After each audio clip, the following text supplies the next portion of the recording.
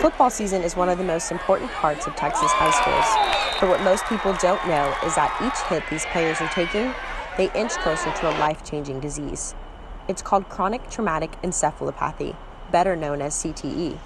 Discovered by Dr. Bennett Omalu in 2002, there's still not a lot of information about the head injury. Over the summer, the American Medical Association released a study that found CTE in 110 brains out of a total 111 tested, making it a serious problem for athletes in the future. I think about it sometimes, especially being a defensive lineman. There's a lot of banging down there in the trenches, so I think about it from time to time. I feel like it could possibly have an impact on my future.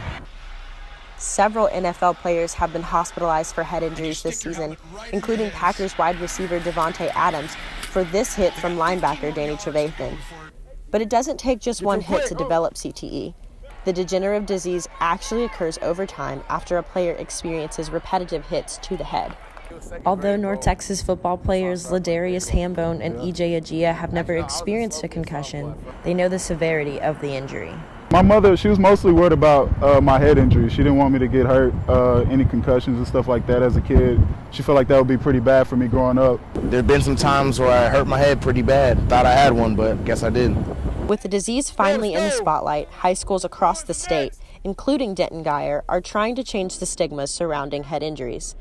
Head football coach John Walsh says he started the football program in 2005 and says he's always made player safety the #1 priority. If I have a kid that's not healthy, it makes no sense to practice them, whether it's a muscle strain or a brain injury, because you're just going to make it worse. I want healthy kids on Friday nights. Walsh works directly with the athletic trainer at Guyer, Jana Roper. She says the concussion rates aren't exactly dropping, but are being handled much better than in the past. They've come up with different equipment and helmets, different types of helmets, different tackling rules, so they've definitely been changing it up.